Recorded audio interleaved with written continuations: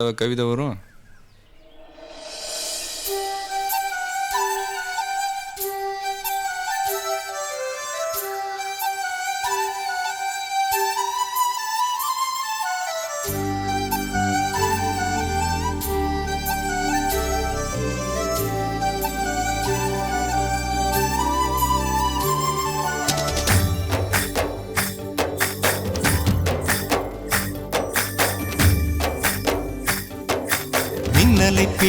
மின்னலை பிடித்து மேகத்தில் துடைத்து பெண் என்று படைத்து வீதியில் விட்டு விட்டான்.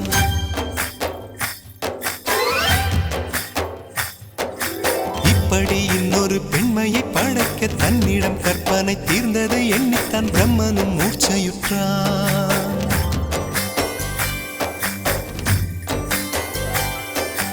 மின்னலை பிடித்து மேகத்தில் துடைத்து பெண் என்று படைத்து வீதியில் விட்டு விட்டார். இப்படி இன்னொரு பெண்மையை படைக்க தன்னிடம் கற்பனை தீர்ந்ததை எண்ணித்தான் பிரம்மனும் மூர்ச்சையுற்றார். அவளின் நாசிக்குள் நுழைந்த காற்று உயிரை தடவி திரும்பும் போது மோட்சம் அடைந்து ராகங்கள் ஆகின்றதே. மழையின் துளிகள் அவளை நனைத்து மார்பு கடந்து இறங்கும் பொழுது முக்தி அடைந்து முத்துக்கள் ஆகின்றதே. மின்னலை பிடித்து மேகத்தில் துடைத்து பெண் என்று படைத்து வீதியில் விட்டு விட்டார்.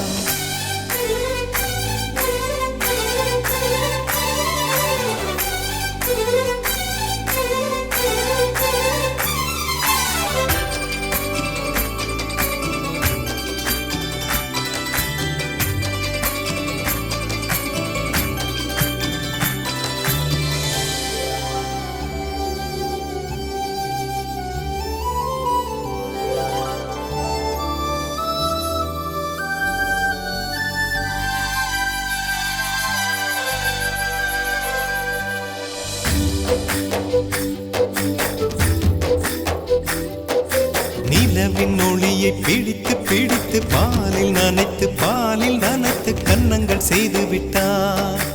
உலக மலர்கள் பறித்து இரண்டு பந்துகள் அமைத்து பெண்மை சமைத்து விட்டார்.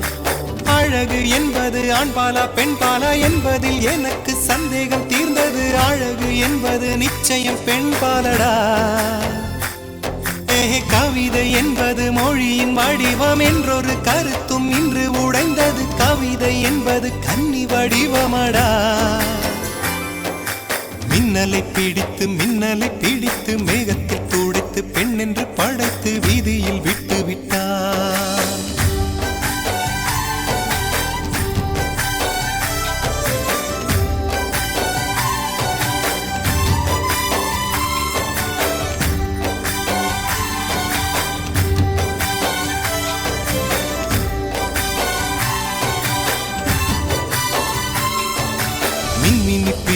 மின்மினி பிடித்து கண்களில் பதித்து கண்மணி கண் பறித்தாள்.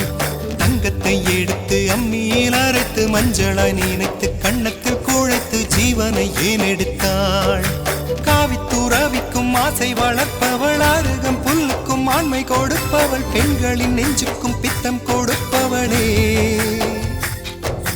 தெரிந்த பாகங்கள் உயிரை தந்திட, மறைந்த பாகங்கள் உயிரை வாங்கிட, ஜனனம் மரணம் ரெண்டும் தருபவளே.